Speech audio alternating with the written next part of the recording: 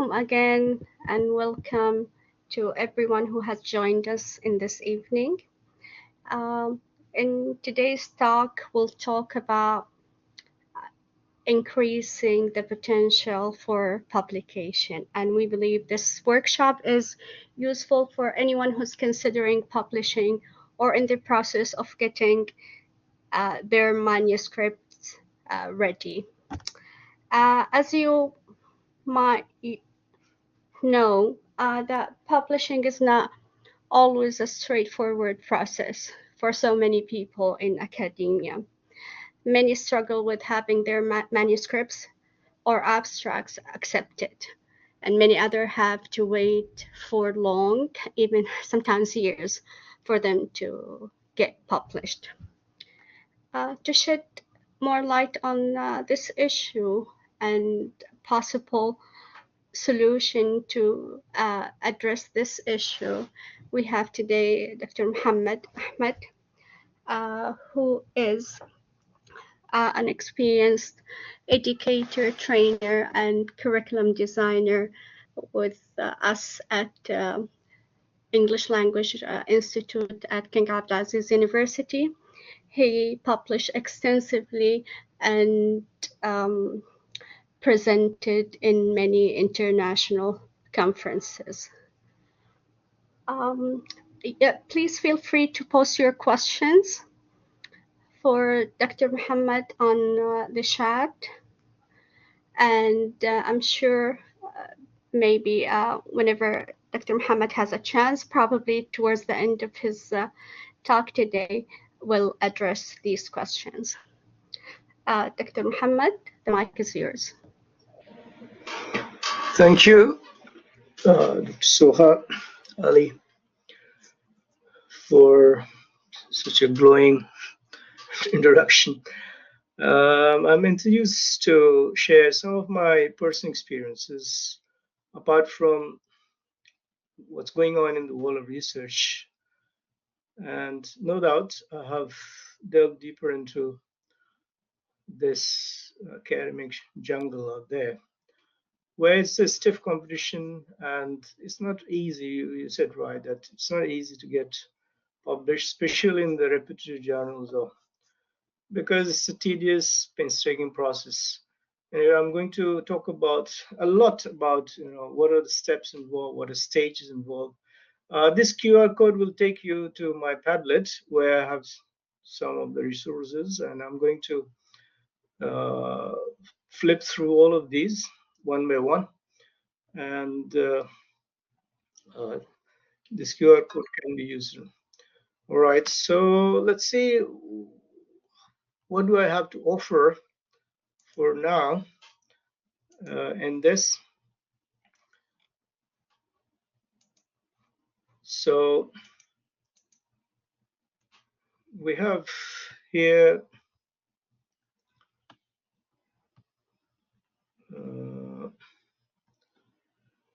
nuts and bolts academic writing and publication quizzes. I've prepared some of the quizzes also to give you a test, a flavor of what you are up to and how much information would you like to add to your expertise on it. I know that in my audience there are research scholars, early bird scholars, there are developmental ones, and there are those who are wanting to step into this world of.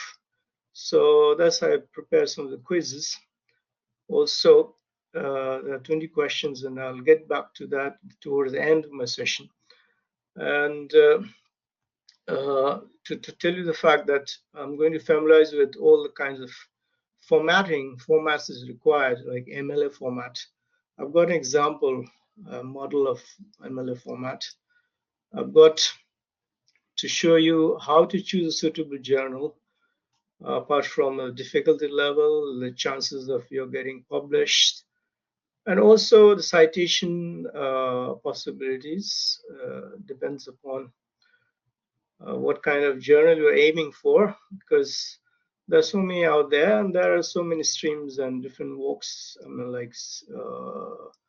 fields of studies where you want your publication to be outstanding.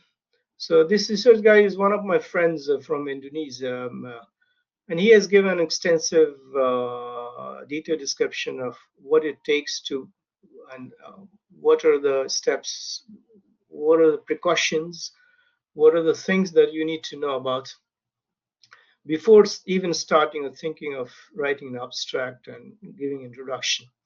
So obviously we are here to enhance the possibility of publications through our writing center, and which is doing a great job in letting us hone this skill. And this will tell you about some of the scenarios world over in this.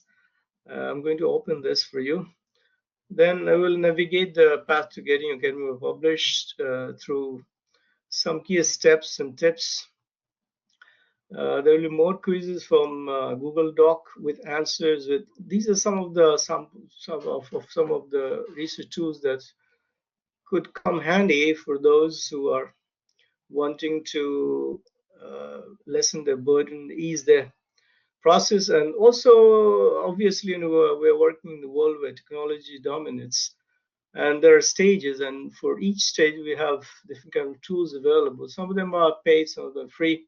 So for research gap finding, literature review, reading papers, citation management, writing, editing, and I'm sure that many of you are familiar with many of them, most of them, uh, because they're being extensively used worldwide, and there's no shaming about how to resort to such kinds of wealthy resources, as long as they don't go against the norms and the ethics, the boundaries of the institutions. Every institution has its own paraphernalia, of its own guidelines and all funding processes. So let's talk about how to find research, also how to, uh, and I'm going to give you some of the slides where I'll delve deeper into the nuanced studies of. So these are some of the documents I'm going to use frequently, and I will be shuffling through one to the other uh, while talking about publishing. I wanted you guys to even join for a live engagement platform with question and answer sessions, but I'm doubtful whether within 15 minutes I'll be able to engage all of you with a leaderboard, and I'll try one or two of them. This QR code is the one that will take you to that quiz, and the real-time responses to some of the pertinent questions that can be raised and that need to be answered, that they need to be really, enlightened upon. So there are some questions, and now this is my slides for today's one of those. So if I have to give you a brief overview of what involves, let's look at this picture here. You'll find that supervisors world over, they're hard taskmasters. They really they want you to work hard, diligently, and it's a kind of frustrating and arduous process of getting yourself. So it's a roadmap, a road trip, which is not too rosy. And so being an early career research, especially experiences challenges, and those challenges need to be met by anyone who wants to have a brighter prospect of getting published. So we need to go slowly and in the right directions. I mean, if you go by the wrong directions, you will have more rejections. Believe me, there are too many rejections that people end up having their manuscripts and all just shelved, and they wait for the whole life, to get published. So it's not an easy task. So I'll talk about what are the steps, which one comes first, how to balance, and all that. So this is just simply I'm letting you know what I'm going to talk about. How to write, how to use the Boolean logic, how to have a good abstract with good inkling of what's inside. What are the topics, research article structures, basically. How we, what's the research question? In fact, if I need to tell you about research questions, which we begin with, this is research questions, one sentence question about a topic that gets answered with the research. So we have top problems when designing. We need to do the survey, the sampling, whichever methodology we adopt, whether it's quantitative or qualitative. So surveys are to be done. Could be interviews, could be taped one, and then so these questions. And so we have these kind of two qualitative, quantitative, mixed method researches. And if we talk about the gathering analysis, and so like a research onion, where we have to develop research methodology, and it starts with smaller chunks, the bigger world of out there, and with citations and all that. So we have some of the research tools like Dropbox, Research, Mendeley, and annotations.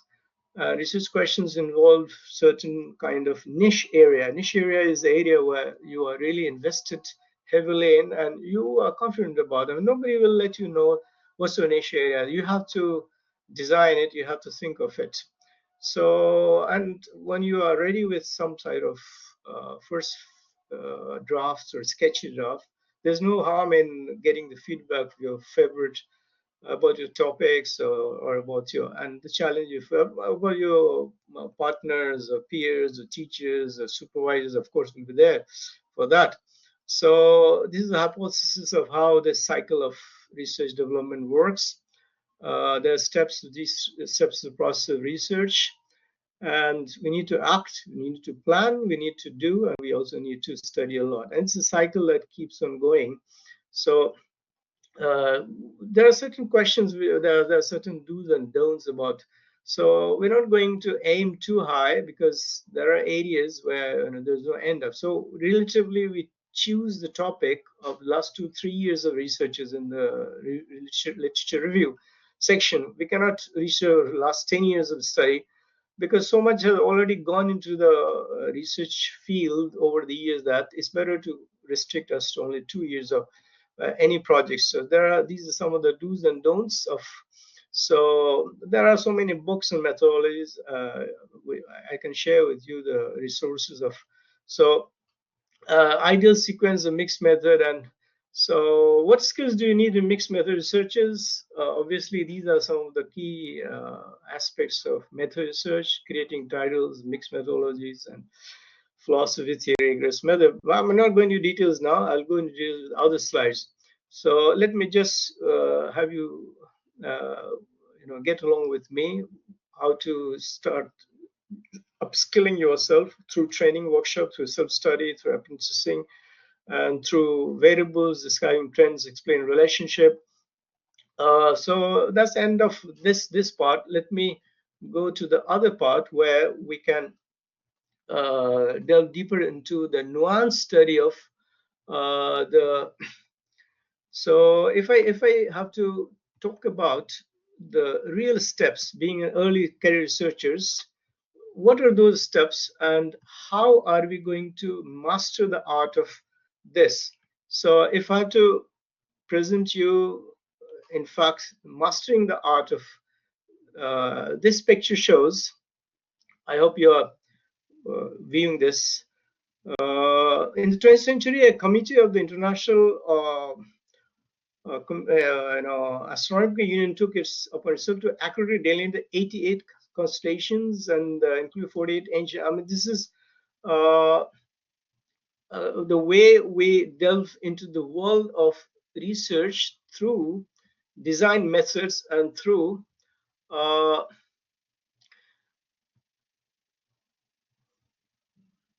so we need to expect all kinds of challenges. Challenges might include, let me uh, let me skip through go through this. Let me go into the presentation mode of this. That would be better for me to presentation mode. Where is the presentation mode? Okay, okay. This is a presentation mode. All right. So, all right. Now let's say the world of research paper publications, how we master the art and how we provide valuable insights into this. So the first thing is choosing the right journal. Now, how do you get to know which one is the right journal, not right journal? So it depends on the scope, reputation, impact factor. If you're aware of impact factor, it means how valuable your research is and how many times they're going to be cited. So obviously, every research article is intended for right audience. That means there will be readers, and you have to know who are your readers. If you don't know who are your readers, your intended target will be misled. So title that we begin with any research article, it has to be a compelling one. Compelling means it has to be concise, it has to be descriptive, and also engaging, and must include some of the keywords that reflects the essence of the study. So well-crafted title grabs reader attention. It doesn't have to be very long. It has to be scripted like, keywords in one sentence, usually 12 to 14 and words, like 15, max 15. And this also increases the visibility of the paper and entices, like seduces to explore further to the, and even the reviewer looks at the title first and decides to whether he needs to read the whole title or not. So next comes writing the effective abstract. Abstract, as we know that, is a summary of a research paper, and it's like a window to the world of the research, the entire manuscript. So make it clear, concise, informative, highlight the research questions, and also key findings and conclusion. And in your abstract itself, normally it runs into 250, 300 words, and usually it summarizes the whole thing, what's inside it. So the keywords optimizes, it enhances the possibility of your getting visible, and the academicians or the reviewers or the journals editors and all, they will discover these keywords, and they'll try to align and with a map your keywords to your to the abstract first, and then to the entire manuscript. So it must capture what readers' interest, and also decide whether to read the full paper or just to leave it. So structuring a paper might involve what is the logical flow. You look at the logical flow here. Should be introduction, then comes literature review, methodology that I talked about, whether it's like qualitative, quantitative, mixed methodologies. Then of course we have to present the results, and it's a very tedious task to display the results in the graph or chart or bar. But thanks to these technological interventions, we have lots of tools. I'm going to talk about these tools, which might help you in putting the results. Could be a survey, could be an interview, like qualitative and quantitative, and discussions and conclusion. Use headings and subheadings to organize the content. We have to have a numbering 1, 1.1, 1.2, like this, and 2, 2.1, and 2.2. So each section contributes to the overall coherence of your paper. So this area, if you could see the logical flow, introduction, literature review, methodology, result, discussions, and all that, subheadings and organization. So after thinking through, like we have to have the organized structure beforehand. We cannot simply put anything anywhere. So result analysis will be tables, graphs, figures. We need to have separate captions and also labeling, and highlight significant findings and trends. Like on the basis of the interview, we the majority of the people of the opinion, or like most of the people agreed or disagreed or things like that. So visual representation enhance understanding and make your paper more engaging. Now visual representation might include pie chart, bar graph, rising trend, falling trend, could be ascending, descending orders, could be the samples, could be the number of the year, the depends upon the stream or discipline that you are writing the research on. So citing and referencing is proper citation.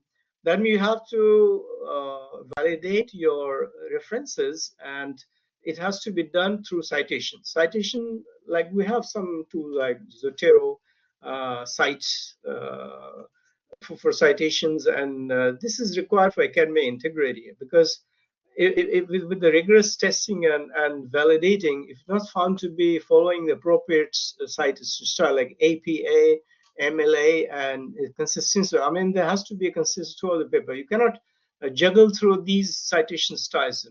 So cite relevant sources to support your arguments, acknowledge the work of others.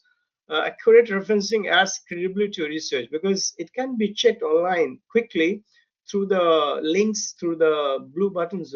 We have the referencing, quick referencing guidelines, and then comes the peer review process. This is the toughest part of the, because the peer review includes mostly 2 to 3 reviewers, and they may belong to 2 to 3 areas also, or disciplines, and that they ensure the quality, validity of research. So if it's not enticing or tempting, and your abstract are not really well worded, it has to be free from mechanical errors. You're not expected to make grammatical errors in your abstract. It has to be flawless. It has to be perfect, perfectly blended, perfectly. I mean, it has to show that coherence is maintained and high order of lexicology used, and reviewers' comments carry a heavy weight because unless it goes under the rigorous scrutiny of all those reviewers, you're not going to see the light of their publication. So make necessary revisions. Revisions are stepping stones. They're not failures. They're not to be dismayed at. You don't have to be frustrated or for any rejection or repeat or kind of resub. Mostly we have resubmissions of that. Everyone, all of us, I do have rejections even at this stage of my career. So peer review helps refine your work and increases chances and acceptance.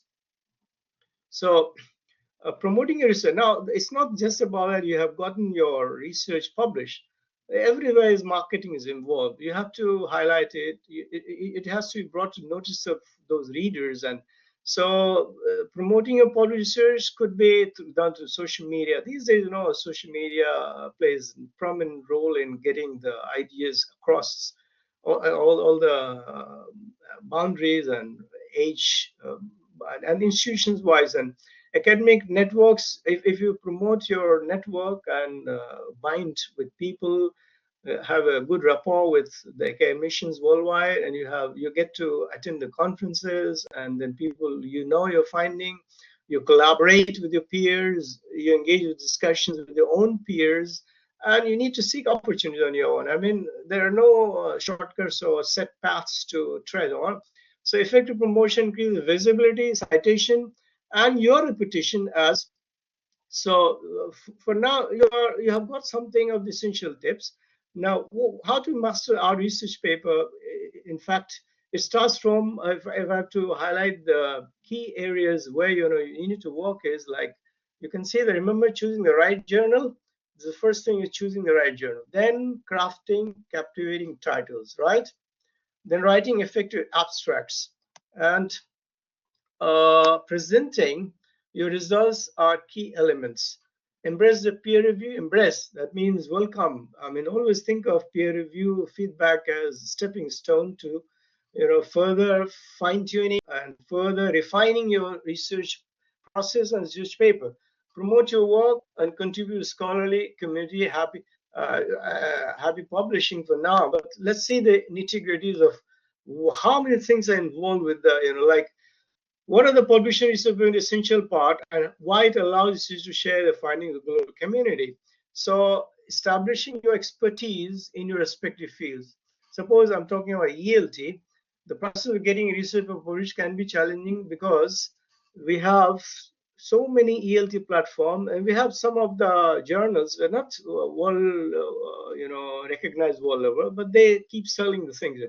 Sometimes you may have to pay for it getting published. So choosing the right journal which you can afford to. I mean, sometimes you have to pay for it. If you can afford to, or your institution has the funding for that, they can pay for you, and you're financially backed up. So then you consider how to. So look at the scope, look at the journal aligned with the topic. Like, don't send your ELT journal to science journals. Don't send your scientific journals to the other geographic channel or social media journals. So impact factor is gauge the reputation. That means every journal, every uh, published article has this impact factor. It's 1.127 to 8, So it's gauge its reputation and influence the feed. So targeting the right audience and targeting the right journal. These are two things which you must, So for example, considering submitting your paper to a journal like renewable energy or energy policy. If your research is on the renewable energy, don't send it to the other journals. They have nothing to do with the energy. So word limit is important, because if you don't stick to the formatting, so usually the word limit is already specified, and you need to ensure your paper meets a specified word limit. Figures and tables also you need to specify, and there are usually spaces, and I'll show you one of the samples of where to put the figures and tables. Understand the requirements for including figures, tables, other visual aids. If a journal requires APA formatting, make sure to use the correct citation style and follow the guidelines for heading in text, citations, references. So I'm reiterating these points. Why? Because you have to hammer it down, your psyche, that there are no cut shorts, or you cannot oversteps, or you cannot skip any of the stages of abstract, publication processes. So abstract is a concise summary. It's a clear overview. Research questions are the pinpoint, the axis where an entire research revolves around. Then you have methodology. That's up to you to adopt. Which methodology you adopt, how far you can take it successfully. Do you have your interviews, and do you have enough number of people to talk to, discuss? What are you aware of when you have come up with the key findings and the implications? How are you going to present them? How are you going to? So being precise is really, really important everywhere. And it's better to avoid jargons or technical terms. For example, look at this example. This study investigates the impact of social media on mental health among teenagers, different culture contexts. It's really ambiguous. So why not this study is to? I mean, simply you don't say investigates the impact of social media. Why not is to study? Findings suggest a significant correlation between excessive social media use and increased level of anxiety and depression. So this kind of hyperbole, this kind of bombastic language, say, shouldn't should be avoided. We don't need to. So structuring the paper, providing a good background, literature review, this includes a lot of things. It might be overwhelming for you to look at all of these, but these are the steps involved, and we cannot. So results have to be interpreted. Then we have to summarize the. In research on climate change, the introduction could provide an overview of the current state of environment. And this is one of the examples where, like, if I am writing you know, a paper on climate change, I need to talk about what are the recent climate changes. The strong results. What are the strong results? This should demonstrate the validity, significance of research. Consider the following tips. Once again, clear, concise language, data presentation, graphs, and don't speculate on the outcome. You need to avoid spell. You have to be exact. You have to be really straightforward in your findings, and it has to be validated, all the figures and facts. If you research and investigate the effectiveness of a new drug, present the study analysis of the data, including p-values and confidence. This is from the medical world. This is how we need to present the data, and so this is what is required. That there are some of the steps involved in this. Now, if I have to uh, show you some of the scenario of our research world, you'll find this is the research world. Do you see this?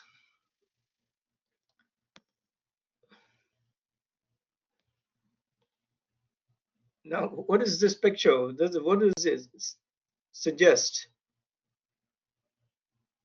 What is the picture present before us?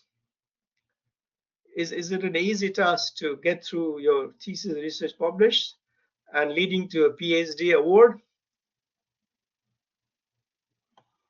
What do you think of the reviewers here? Reviewer 1, reviewer 2, 3, 4. Look, you will be in a tedious, critical state.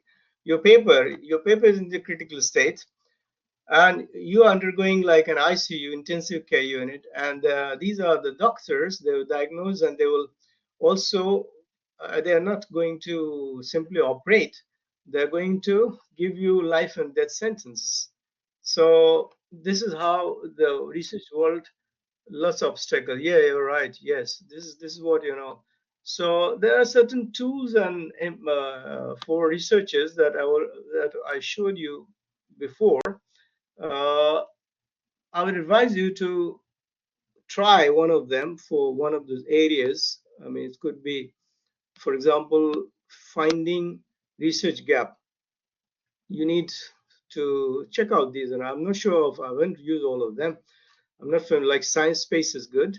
Literature review, you can have consensus or lit maps and this site.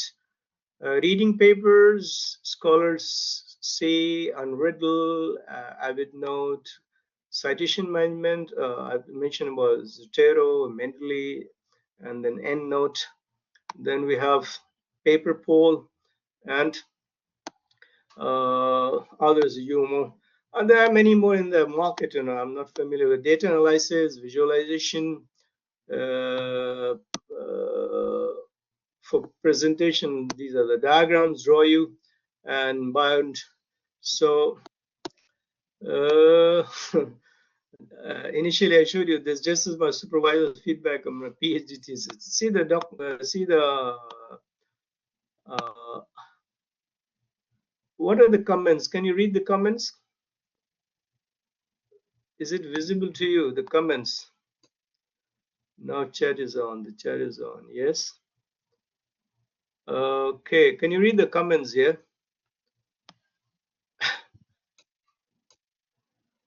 Yeah. Jargon remove. Read your own work. No. Yeah. Force.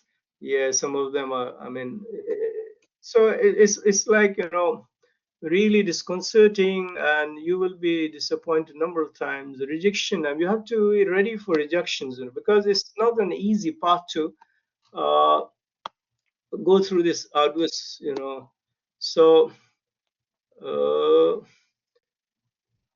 need to. All right.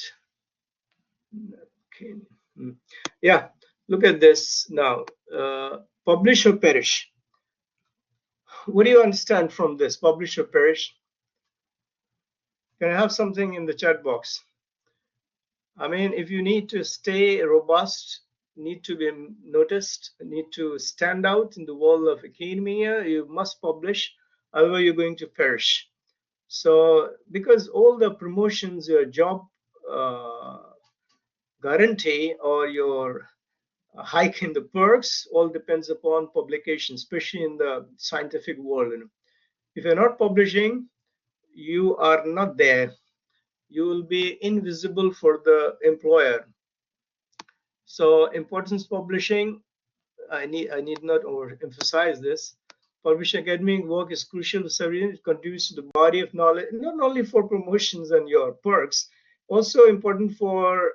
I mean, this is how we advance the knowledge in the world. World over the scientific researches are being done to, and it also adds to the color and the to the beauty, to the reputation of the author, and it could lead to definitely career advancement. So strong publication record, it talks highly of you in a glowing terms, attract funding, elevate their status, choosing the right journal, as I mentioned, I cannot say it again and again, that you must target the right journal. Only then you'll be able to widen the scope and broadening the impact factor, and you will have the right audience, you'll have the right submission prospects. Submission process, like, is chosen. Once the journal is chosen, what is the next involved? This typically involves formatting the manuscript. So what is important in your journal is specification, writing a compelling cover letter. If you're aware of it, that most of the, they, yes, needing to stay alive and need to survive. Yes, Rida. We must, get our work published. So cover letter is required. Co-authors also have approval of submission. Submission process can be time consuming, but it takes 6 months around. For every reputable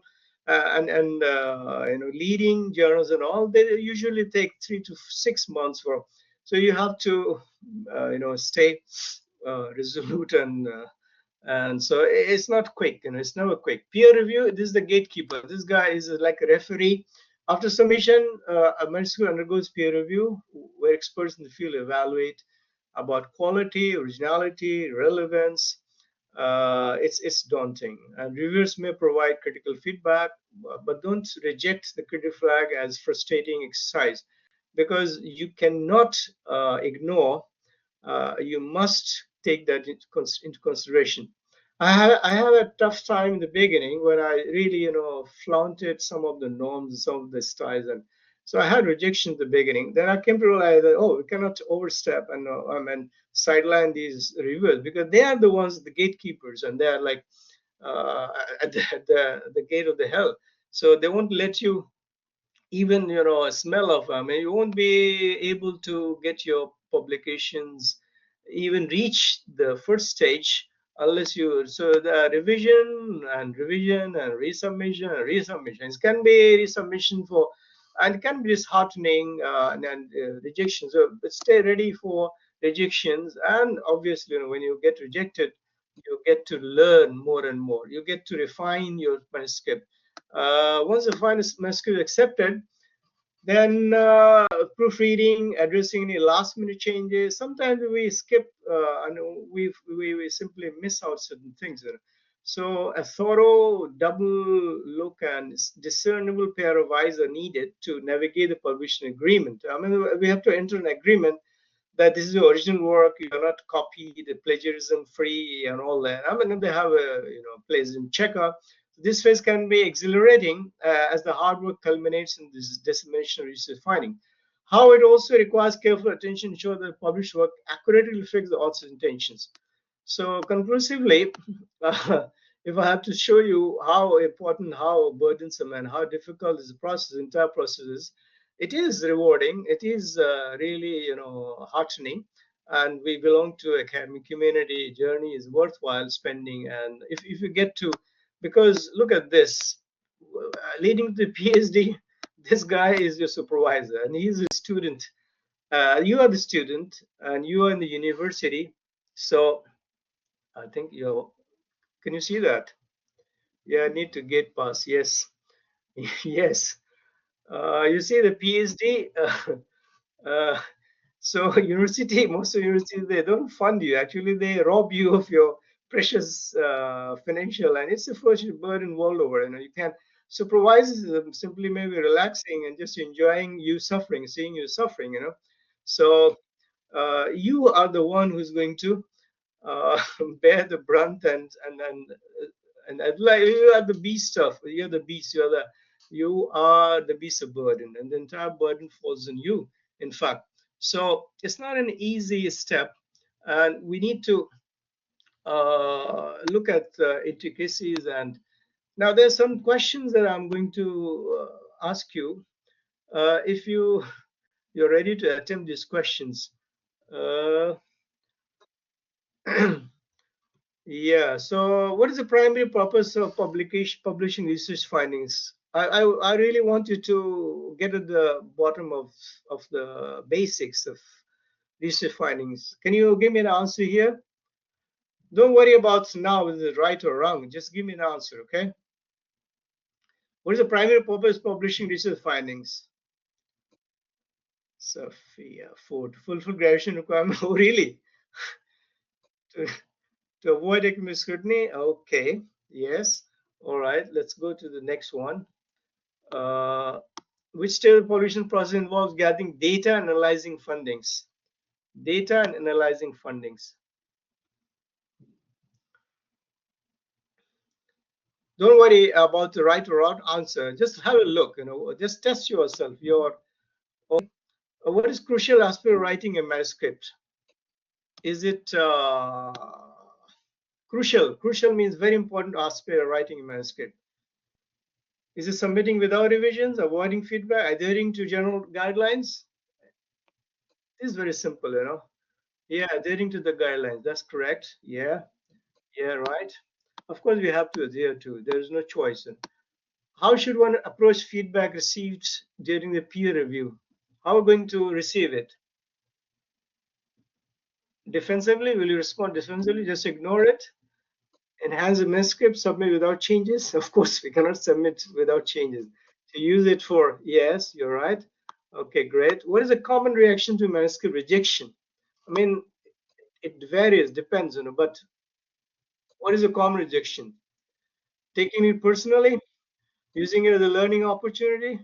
Yeah, the best scenario will be using it as a learning opportunity, right? We cannot celebrate rejection, yes. Okay. So, what is one of the do's of the publishing process? Do's, I mean, you have to. Do we rush? Do we rush the submissions? Or do we collaborate? Or avoid networking, neglect journal guidelines? We cannot afford to do first and last two. We must collaborate. Yes, you're right, you're right, you're right. So, what should you do to ensure compliance with journal guidelines? Compliance, compliance. How do you comply? Okay, okay, yes. We cannot use a generic submission. You have to familiarize with the guidelines. There's no way out. What is the benefit of attending conferences like the one I'm doing it, I'm conducting? What's the benefit? Networking or to compete? Obviously, it's not to compete with the fears. It's just it's. So okay, which of the following is the recommended strategy for managing time?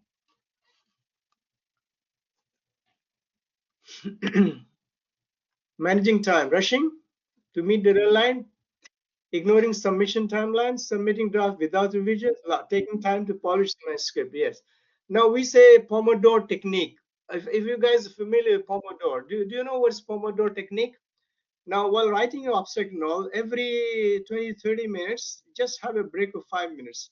Relax for a while, and then, yeah, that's the way you can, minimize our burden.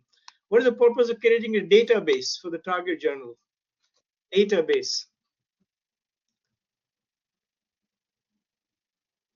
database. Uh, Target journal database and same scope journal high rejection avoids multiple journal. Yeah, it should be avoid some multiple journals. Yeah, yes, you're right, Sabina. Yes, you're right. Now these are some of the questions. I've got some more questions to go for. uh, okay, now let me go for this. Do you see this? I can send you this Google doc for attempting. Which of the following tools is primarily used for literature review? Literature review, any idea? Mendeley consensus, gamma, biorinda, probably two consensus. Okay, all right, we'll see. All right, okay. Main function of citation manual tools like Zotero. Zotero, what does Zotero do? Do for us? Zotero, analyze data, manipulate, create presentation. Which tool would be most preferred for visualizing data? Visualizing. EndNote, AvidNote, Paperpole. All right. If a researcher needs to create diagram illustrations, which tool should they use? Diagram. Scholarly, Julius, and Beryl draw that. Uh, okay. I'm just throwing these questions on you so that you can find and further investigate into these.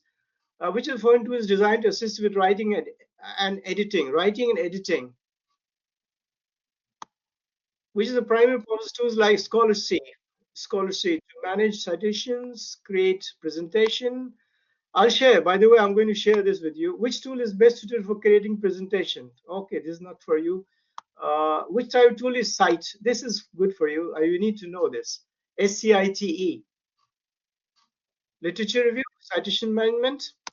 Which tool do you recommend for managing reference in academic writing? References. Then we have, uh, if research wants to analyze data, which tool should they consider? Okay, I'm going to share this Save link as copy link address. All right.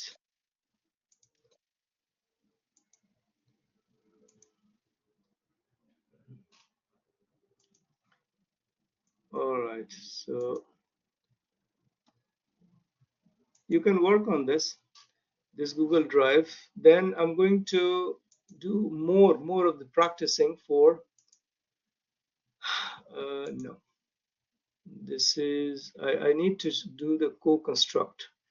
There is something called co-construct, and okay, napkin. No, I don't need this. There is one more.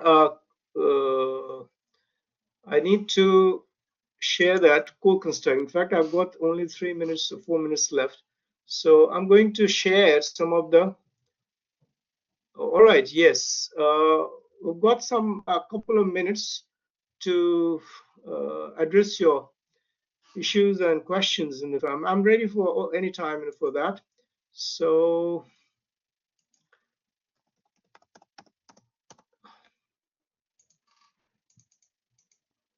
yes, if I have to wind up by 50, I'm almost done with it. A couple 2 minutes left for question and answer session. So go ahead. And meanwhile, I'll share these things. Yeah, thank you Yes. so much, Dr. Mohammad. Um, well, we'll leave whatever time left for us today to, time left in this session for the audience to share their concerns, issues, or questions. Please feel free if you need to use the mic. I don't think that's activated in today's session, but by all means, you can post your questions in the chat box, please.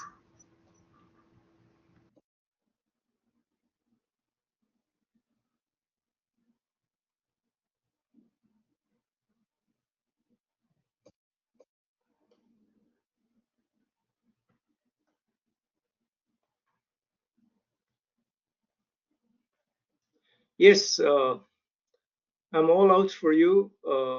Okay, if there are any questions, please go ahead.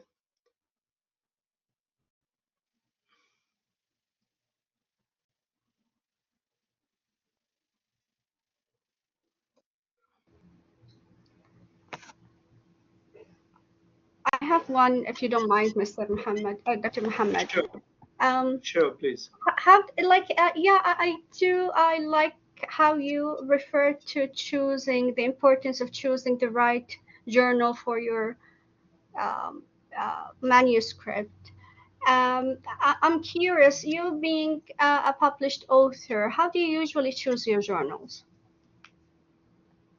To tell you the fact, I keep sending my writers to different discipline. Like I work more for interdisciplinary academic world, but as far as ELT is concerned, obviously there are certain journals specified for ELT where you find out the niche area. Niche area means what is the area you are really invested in more and you're comfortable with.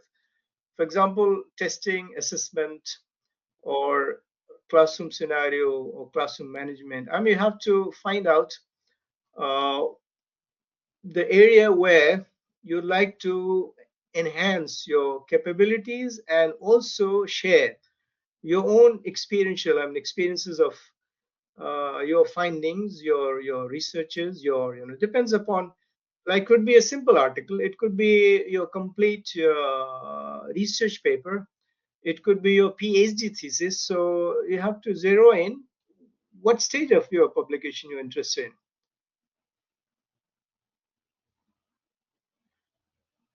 So you think interdisciplinary journals is probably a faster route for publication? Yes, because their boundaries are not so rigid and they have a plethora of themes, broader themes. And if you can fit in your publication under those themes, broader themes, like they're not very specific, and you can find out your particular specific area of research work. And it's easier, relatively easier, because you will be competing with ELT luminaries in a specific world class with the heavyweights. You understand what I mean? Champions and heavyweights. So you will have lesser chances of bleak chances of getting published. It's not easiest. So the time frame will be like 6 months, 6 to 8 months. Okay, we're still waiting for questions from the audience. But don't you think if you do publish in interdisciplinary journals, you would probably run the risk of not reaching the right audience for your paper? What do you think? You're right. Like, in fact, we are living in the world where we have bridged the frontiers of the interdisciplinary stage. Like now, yeah, these. I mean, now ELT has frontiers of climate. We have frontiers of information technology. We have, so it's being embedded now. Now, ELT doesn't mean only ELT, English language teaching. So it incorporates whole lot of neurolinguistics, whole lot of climate, whole lot of students' well-being and teacher development, and there are so many areas. I mean, there is no end of the areas being incorporated now. So it's much easier. It gives a wider scope for getting published.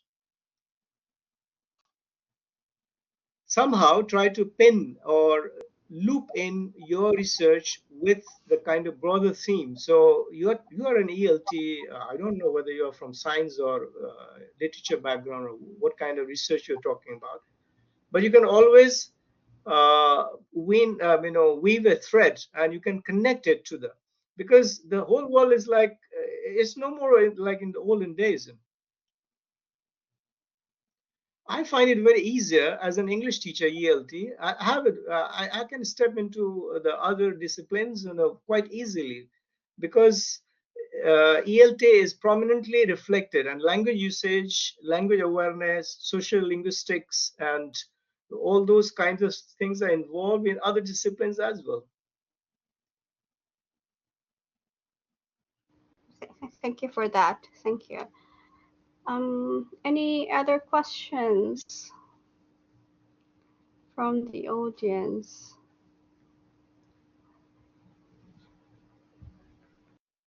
Now, I had a lot of things I couldn't share in this 15 minutes of webinar. Like I could have shown you MLA format.